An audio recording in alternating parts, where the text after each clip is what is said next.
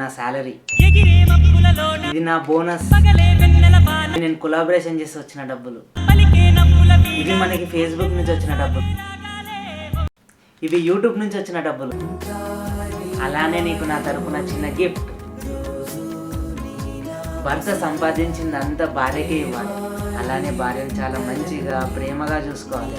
అప్పుడప్పుడు గిఫ్ట్స్ ఇస్తుండే. ఎంత మంచిగా ఉందో, ఎంత బంగారమో.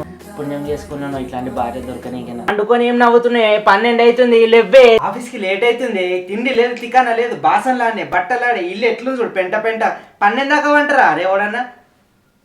లేచి చేయిపోయాయి. ఏం పాపం చేసుకున్నానేమో, నేను చేసుకున్నా. నేను